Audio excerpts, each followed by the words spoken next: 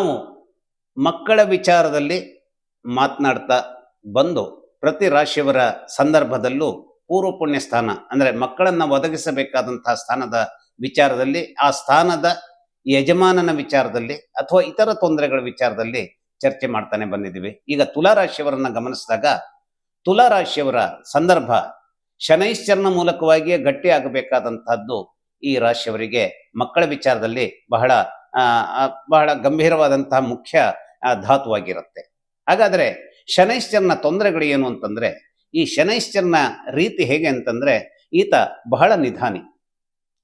ಈ ನಿಧಾನ ಪ್ರವೃತ್ತಿ ಅನ್ನುವಂಥದ್ದೇನಿದೆ ಮನುಷ್ಯನ ಜೀವನದಲ್ಲಿ, ಅನೇಕ ನಿಧಾನ ಪ್ರವೃತ್ತಿಗಳು ನಮ್ಮ ಒಳಿತಿಗೂ ಕಾರಣವಾಗುವಂತಹ ನಂದಾದೀಪವಾಗಬಹುದು, ಅಥವಾ ಅನೇಕ ರೀತಿಯ ನಿಧಾನ ಪ್ರವೃತ್ತಿಗಳು ನಂದಾದೀಪವಾಗದೆ ನಮ್ಮನ್ನ ಸುಡುವ ಬೆಂಕಿಯಾಗಿಯೂ ಪರಿವರ್ತನೆಗೊಳ್ಳಬಹುದು. ಹಾಗಾಗಿ ಅದು ನಂದಾದೀಪವಾಗತ್ತೋ ಅಥವಾ ಸುಡುವ ಬೆಂಕಿ ಆಗತ್ತೋ ಅನ್ನುವಂಥದ್ದು ಪ್ರತಿ ತುಲಾರಾಶಿಯ ಒಂದು ಸ್ಥಿತಿಗತಿಗಳನ್ನು ಗಮನಿಸಿ, ಶನೈಶ್ಚರನ ಸ್ಥಿತಿಗತಿಗಳನ್ನು ಗಮನಿಸಿಯೇ ಇದನ್ನ ವಿವರಿಸಿ ಹೇಳಬೇಕಾದಂತಹ, ವಿಶ್ಲೇಷಿಸಿ ಹೇಳಬೇಕಾದಂತಹ ವಿಚಾರ ಇರುತ್ತೆ. ಮುಖ್ಯವಾಗಿ ಈ ರಾಶಿಯವರಿಗೆ ಏನು ಅಂತಂದ್ರೆ, ಮಕ್ಕಳು ಕ್ಲಪ್ತ ಕಾಲದಲ್ಲಿ ಕೆಲವು ಸಲ ಕೆಲಸವಿಲ್ಲದೆ ಸುಮ್ಮನೆ ಕೂತ್ಕೊಳ್ಳುವಂತಹದ್ದನ್ನ ನೋಡಬೇಕಾದಂತಹ ಸ್ಥಿತಿಗತಿಗಳು ಒದಗಬಹುದು.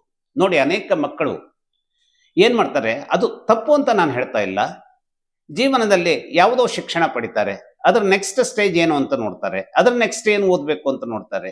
ಹೀಗೆ ಜೀವನದ ಸಂದರ್ಭದಲ್ಲಿ ಶಿಕ್ಷಣವನ್ನ ಪಡೆಯುವಂತಹದ್ದು ತೀರಾ ಅನಿವಾರ್ಯವಾದಂತಹ ಘಟಕವಾದರೂ ಕೂಡ ಅನೇಕ ಸಂದರ್ಭಗಳಲ್ಲಿ ನಾವು ನಮ್ಮ ಸುಮಾರು ಒಂದು 32-33 ವರ್ಷಗಳವರೆಗೂ ಕೇವಲ ಕಲಿಯುವುದನ್ನೇ ಮಾಡ್ತಾ ಹೋಗುವಂತಹದ್ದಾದ್ರೆ ಬಹಳ ಕಷ್ಟವಾಗುವಂತಹ ಸ್ಥಿತಿಗತಿಗಳು ಎದುರಾಗಬಹುದು. ಹಾಗಾದ್ರೆ ಕೆಲಸವನ್ನ ಯಾವ ಏಜ್ನಲ್ಲಿ ಪ್ರಾರಂಭಿಸಬೇಕಾಗತ್ತೆ? ಈಗ 32-33ರ ಸಂದರ್ಭದಲ್ಲಿ ಕೆಲಸವನ್ನ ನಾನು ಹುಡ್ಕೊಂಡು ಹೋಗ್ತೇನೆ ಅಂತಂದ್ರೆ, ನನ್ನಲ್ಲಿ ಎಲ್ಲ ರೀತಿಯ ಒಂದು ಕ್ವಾಲಿಫಿಕೇಶನ್, ಓದಿದಂತಹ ಒಂದು ಪದವಿಗಳು ಇದ್ರೂ ಕೂಡ ಏನಾಗುತ್ತೆ, ಈ ಎಕ್ಸ್ಪೀರಿಯನ್ಸ್ ಅನ್ನುವಂಥದ್ದು ಏನಾದಾಗ, ಝೀರೋ ಆದಾಗ ಬಹಳ ಕಷ್ಟವನ್ನ ಎದುರಿಸಬೇಕಾಗತ್ತೆ. ಬಹಳ ದೊಡ್ಡ ದೊಡ್ಡ ಪರೀಕ್ಷೆಗಳನ್ನ ಪಾಸ್ ಮಾಡಿದಂತಹ, ಅನೇಕ ಉತ್ತಮ ಶ್ರೇಯಾಂಕದೊಂದಿಗೆ ಪಾಸ್ ಮಾಡಿದಂತಹ ಮಕ್ಕಳು ಕೂಡ ಏನ್ ಮಾಡ್ತಾರೆ, ಕೆಲಸವಿಲ್ಲದೆ ನರಳುವಂತಹ ಒಂದು ಸ್ಥಿತಿಗತಿಯನ್ನ ನಾವು ಎದುರಿಸುವಂತಹದ್ದನ್ನ ನೋಡಿರ್ತೇವೆ. ನೋಡಿ, ನಾವು ಇವತ್ತು 16, 17, 18ನೇ ವಯಸ್ಸಿನಲ್ಲಿ ಇಂತಹದ್ದ ಶಿಕ್ಷಣವನ್ನೇ ಪಡೆಯಬೇಕು ಅನ್ನುವಂಥದ್ದನ್ನ ಯಾಕೆ ನಿರ್ಧಾರ ಮಾಡ್ತೇವೆ? ಈ ಶಿಕ್ಷಣದ ಸಂಬಂಧವಾದಂತಹ ವಿಚಾರ ಮುಂದಿನ ದಿನಗಳಲ್ಲಿ ಒಳ್ಳೆಯ ರೀತಿಯ ಡಿವಿಡೆಂಡ್ ಅನ್ನ ಕೊಡುತ್ತೆ ಅನ್ನುವಂಥದ್ದಕ್ಕೆ ನಾವು ಇವತ್ತಿನ ತಿಳುವಳಿಕೆಯಾಗಿ ಸ್ವೀಕರಿಸಿರ್ತೇವೆ. ಆದ್ರೆ ಇವತ್ತು ಅಮೃತಮಯವಾದಂತಹ ಒಂದು ಜೇನಿನ ಬಟ್ಟಲು ಅಂತ ತೋರ್ತಾ ಇರುವಂತಹದ್ದು ಇನ್ನು 5-6 ವರ್ಷಗಳ ನಂತರದಲ್ಲಿ ಅದು ವಿಷದ ಬಟ್ಟಲು ಆಗಿಬಿಡಬಹುದಾದಂತಹ ಚಾನ್ಸ್ಗಳು ಜಾಸ್ತಿ ಇರ್ತವೆ. ಅದು ನಿಮ್ಮ ಈ ತುಲಾರಾಶಿಯವರ ಸಂದರ್ಭದ ಮಕ್ಕಳಲ್ಲಿ ಆಗಿಬಿಡುವಂತಹದ್ದಕ್ಕೆ ಯಾಕೆ ಚಾನ್ಸ್ ಬರ್ತದೆ ಅಂತಂದ್ರೆ, ಇವರನ್ನ ವಿಶೇಷವಾಗಿ ಕಾಡುವಂತಹ ರಾಹುಕೇತುಗಳು ಈ ಒಂದು ದುಷ್ಟ ವಿಚಾರಕ್ಕೆ ಇವರ ದಾರಿಯನ್ನ ಏನ್ ಮಾಡ್ತಾರೆ, ಎಕ್ಸ್ಟೆಂಡ್ ಮಾಡ್ತಾರೆ. ಹಾಗಾಗಿ ಇಲ್ಲಿ ಒಂದನ್ನ ಅಗತ್ಯವಾಗಿ ಅರ್ಥ ಮಾಡ್ಕೊಳ್ಬೇಕು.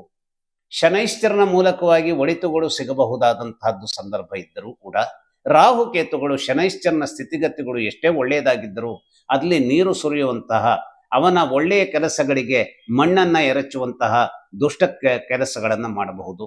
ಅಥವಾ ಸ್ವತಃ ಶನೈಶ್ಚರನೇ ಯಾವುದೋ ಕಾರಣದಿಂದ, ಮಂಗಳನ ಕಾರಣದಿಂದ, ಜಾತಕದಲ್ಲಿ ಯಾವಾಗಲೂ ಮಂಗಳ ಮತ್ತು ಶನೈಶ್ಚರರ ಒಂದು ಮುಗಿಯದ ಯುದ್ಧ ಏನಾದರೂ ಇದ್ದರೆ ಆ ಸಂದರ್ಭದಲ್ಲಿ ಆ ವಿಚಾರದಲ್ಲಿ ಏನ್ ಮಾಡ್ತಾರೆ, ಆ ಒಂದು ಶನೈಶ್ಚರ ತನ್ನದಾದಂತಹ ಒಳಿತಿನ ಫಲವನ್ನ ಕೊಡೋದಕ್ಕೆ ಅಸಾಧ್ಯವಾಗಿ ಕೈ ಚೆಲ್ತಾನೆ. ಯಾವತ್ತು ಮಂಗಳ ಮತ್ತು ಶನೈಶ್ಚರನ ನಡುವೆ ಯುದ್ಧ ಆಗಬಾರದು. ಆ ಯುದ್ಧ ಆದಲ್ಲಿ ಇವತ್ತು ನಾವು ಅನೇಕ ರಾಜಕಾರಣಿಗಳನ್ನ ಗಮನಿಸಬಹುದು, ಅನೇಕ ಕ್ರೀಡಾಪಟುಗಳನ್ನ ಗಮನಿಸಬಹುದು, ಅನೇಕ ರೀತಿಯ ಸಿನಿಮಾ ನಟರುಗಳನ್ನ ಗಮನಿಸಬಹುದು. ಎಷ್ಟೋ ಜೀವನದಲ್ಲಿ ಅವರು ಪ್ರಾರಂಭದ ಹಂತಗಳಲ್ಲಿ ಎಲ್ಲ ರೀತಿಯ ಯಶಸ್ಸುಗಳನ್ನ ಗಳಿಸುವಂತಹ ಒಂದು ಕ್ಷಿಪ್ರವಾದಂತಹ ಓಟವನ್ನ ಸಕ್ಸಸ್ ಅನ್ನ ಕಂಡ್ರೂ ಕೂಡ ಪ್ರೈಮ್ ಪೀರಿಯಡ್ನಲ್ಲಿ ಆ ಸಕ್ಸಸ್ ಇದ್ದಿರ್ಲಿಲ್ಲ, ಅವರಿಗೆ ಸಿಕ್ಕಿದ್ದೇ ಒಂದು ಅಚಾನಕ್ ಆದಂತಹ ವಿಚಾರ ಅನ್ನುವ ರೀತಿಯಲ್ಲಿ ಅವೇನಾಗ್ಬಿಡ್ತವೆ, ಆ ಯಶಸ್ಸನ್ನ ಕೊಡುವಂತಹ ದಾರಿಯಲ್ಲಿ ಕಲ್ಲಾಗಿ ನಿಂತು ಬಿಡುತ್ತೆ. ಹಾಗಾಗಿ ಒಮ್ಮೆ ನಾವು ಒಳ್ಳೆಯದಾಗಿ ನಮ್ಮ ಹೆಸರನ್ನ ಸ್ಥಾಪಿಸಿಕೊಂಡಾದ ನಂತರದಲ್ಲಿ ಬರುವ ಸೋಲುಗಳೇನಿದೆ ಅದು ಮುಂದಿನ ಜೀವನದ ದೊಡ್ಡ ದುರಂತವಾಗಿ ನಿಲ್ಲುತ್ತೆ. ಇವತ್ತು ನನ್ನ ಕೇವಲ 20ನೇ ವಯಸ್ಸಿಗೆ ನನಗೆ ಒಳ್ಳೆಯ ಹೆಸರು ಬಂದಿರಲಿಲ್ಲ ಅಂತಾದ್ರೆ, ನಾನು ಒಂದು ರಸ್ತೆಯಲ್ಲಿ ಇಡ್ಲಿಯನ್ನು ಅಥವಾ ಒಂದು ತರಕಾರಿಯನ್ನು ಮಾರಾಟ ಮಾಡಿಕೊಂಡು ಜೀವನವನ್ನು ಸಾಗಿಸುವಂತ ಒಂದು ಆ, ಅವಕಾಶವನ್ನ ನಾನು ನಿರ್ಮಿಸ್ಕೊಳ್ಬಹುದು.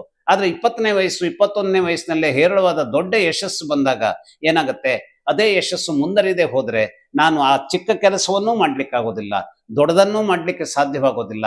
ಆ ರೀತಿಯ ಸ್ಥಿತಿಗತಿಗಳು ಬರ್ತವೆ. ವಿಚಿತ್ರವಾಗಿ ಜೀವನದಲ್ಲಿ ನರಳಬೇಕಾದಂತಹ ಸ್ಥಿತಿ ಬಂದ್ಬಿಡುತ್ತೆ. ಇಂತಹದ್ದನ್ನ ತುಲಾ ರಾಶಿಯವರು ಮಕ್ಕಳಿಗೆ ಆ ಅವರ ಜೀವನದಲ್ಲಿ plan A, plan B, plan C, ಹೀಗೆ 1, 2, 3 ಹೀಗೆ ಯಾವ ರೀತಿಯ ಒಂದೊಂದೇ ವಿಚಾರಗಳನ್ನ, ಯಾಕೆಂದ್ರೆ ನಾವು ನೋಡಿ ಒಲಿಂಪಿಕ್ಸ್ ನಲ್ಲಿ ಚಿನ್ನಕ್ಕಾಗಿ ಏನು ಪರದಾಡ್ತಾ ಇರ್ತೇವೆ. ಒಬ್ಬ ಸ್ಪರ್ಧಿ 4 ವರ್ಷಗಳಿಗೊಮ್ಮೆ ನಡೆಯುವಂತಹ ಒಂದು ಒಲಿಂಪಿಕ್ಸ್ ಪಂದ್ಯದಲ್ಲಿ ಆ ಪಂದ್ಯದ ಫೈನಲ್ ಪಂದ್ಯ ನಡೀತಾ ಇರುವ ದಿನವೇ ಅವನಿಗೆ ಏನೋ ಒಂದು ತೊಂದರೆ ಆಗುತ್ತೆ. ಅಲ್ಲಿಯವರೆಗಿನ ದಿನದವರೆಗೂ ಅವನು ಅಮೋಘವಾದಂತಹ ಸಾಧನೆ ಮಾಡ್ತಾ ಇರ್ತಾನೆ.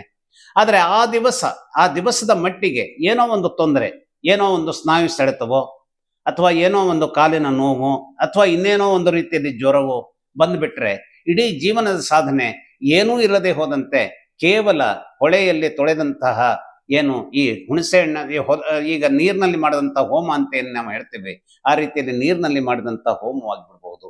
ಹಾಗಾಗಿ ತಂದೆ ತಾಯಿಗಳ ಈ ವಿಚಿತ್ರವೇ, ಈ ಮಕ್ಕಳ ವಿಚಿತ್ರವೇ ಏನಾಗುತ್ತೆ, ಶನೈಶ್ಚರನ ಸಕ್ಸಸ್ಸಿನೊಂದಿಗೆ ಇವರ ಜೀವನದ ಉತ್ಕರ್ಷ ಮೇಲೇಳಬೇಕು. ಆದರೆ ಶನೈಶ್ಚರ ತೀರಾ ನಿಧಾನಿಯಾಗಿಬಿಟ್ರೆ ಆಗ ಇವರ ಜೀವನದಲ್ಲಿ ರಾಹುಕೇತುಗಳು ವಿಚಿತ್ರವಾದಂತಹ ದುಷ್ಟ ವಿಷಮಯವಾದಂತಹ ಪಾತ್ರವನ್ನ ನಿರ್ವಹಿಸಿ ಬಿಡ್ತವೆ. ಇನ್ನು ಬುಧನ ಮೂಲಕವಾಗಿಯೂ ಗೆಲ್ಲುವಂತಹದ್ದು ಅವಕಾಶ ಇರುತ್ತೆ. ಹಾಗಾಗಿ ಈ ಮಕ್ಕಳ ಸಂದರ್ಭದಲ್ಲಿ ಯಾವುದೇ ಅವರ ಆಯ್ಕೆಯ ಪ್ರಥಮ ಪ್ರಾಶಸ್ತ್ಯ ಇದ್ದರೂ ಕೂಡ ಆ ಪ್ರಥಮ ಪ್ರಾಶಸ್ತ್ಯದ ಜೊತೆಗೆ ಇನ್ನಿತರ ಪ್ರಾಶಸ್ತ್ಯಗಳು ಯಾವುದು ಇರದೆ ಎನ್ನುವಂತಹ ಒಂದು ಅನೇಕ ವಿಭಿನ್ನತೆಗಳ ಬಗೆಗೂ ತಂದೆ ತಾಯಿಗಳು ಯೋಚಿಸಬೇಕಾದಂತಹ ಅನಿವಾರ್ಯತೆಯನ್ನ ಸೃಷ್ಟಿಸಿಕೊಳ್ಬೇಕು. ಯಾಕೆಂದ್ರೆ ಮಕ್ಕಳಿಗೆ ಜೀವನದ ಸಂದರ್ಭದ ಯಾವ ಒಂದು ಅನುಭವಗಳು ಇರದೇ ಹೋಗಿದ್ದರಿಂದಾಗಿ ಅವರೇನ್ ತಿಳ್ಕೊಂಡಿರ್ತಾರೆ, ನಾನು ಯಾವುದನ್ನ ಕನಸು ಕಂಡಿದ್ದೇನೋ ಅದನ್ನ ಮಾತ್ರ ನಾನು ಸಾಧಿಸಬೇಕು ಅನ್ನುವಂತಹ ಹಠವನ್ನ ಇಟ್ಕೊಂಡಿರ್ತಾರೆ. ಆಗ್ಲಿ ಆ ಮಕ್ಕಳ ಹಠ ಸಾಧನೆ ಆಗುವಂತಹ ಯಶಸ್ಸು ಸಿಗುವಂತಹ ಒಂದು ರೀತಿಯ ಅಕ್ಷಯ ಪಾತ್ರ ಅವರಿಗೆ ದೊರಕುವಂತಹದ್ದಕ್ಕೆ ದೈವ ಸಹಾಯ ಇರಲಿ. ಆದ್ರೆ ಕೆಲವು ಸಂದರ್ಭಗಳಿದೆ ಆ ದೈವ ಸಹಾಯ ಕೂಡಿ ಬರದೇ ಹೋದಾಗ ಪ್ಲಾನ್ ಬಿ ಅದು ಕೇವಲ ನಿಧಾನವಾಗಿ ಹೋಗಬಹುದಾದಂತಹ ವಿಚಾರ ಆಗಬಹುದು. ಆದರೆ ನಿಧಾನವಾಗಿ ಹೋದರೂ ಕೂಡಂತಹ ಅಗಾಧವಾದಂತಹ ಒಂದು ಶಕ್ತಿಯನ್ನು ತುಂಬಿಕೊಡುವಂತಹ ಒಂದು ವಿಚಿತ್ರವನ್ನ ಶನೈಶ್ಚರ ನಿರ್ಮಾಣ ಮಾಡಿಕೊಡುವಂತಹ ಒಂದು ವಿಚಾರ ಗಟ್ಟಿಯಾಗಿರೋದ್ರಿಂದ, ಯಾಕಪ್ಪ ಇದನ್ನ ನಾನು ಹೇಳ್ತಾ ಇದ್ದೇನೆ ಶನೈಶ್ಚರ ಅಂತ, ನಾವು ಇವತ್ತು ಕೂಡ ಈ 82ನೇ ವಯಸ್ಸಿನಲ್ಲೂ ಕೂಡ ಅಗಾಧವಾದಂತಹ ದೈತ್ಯ ಪ್ರಮಾಣದ ಒಂದು ತನ್ನ ತೂಕವನ್ನ ಇಟ್ಟುಕೊಂಡಂತಹ ಅಮಿತಾಬ್ ಬಚ್ಚನ್ ಅವರ ಜೀವನದ 31ನೇ ವರ್ಷದ ತನಕವೂ ಬಹಳ ಯಾತನೆಯನ್ನು ಪಡ್ತಾರೆ. ಅವರ ಜೀವನದಲ್ಲಿ ಯಾವುದನ್ನು ಸಾಧಿಸ್ಲಿಕ್ಕೆ ಸಾಧ್ಯವಾಗೋದಿಲ್ಲ.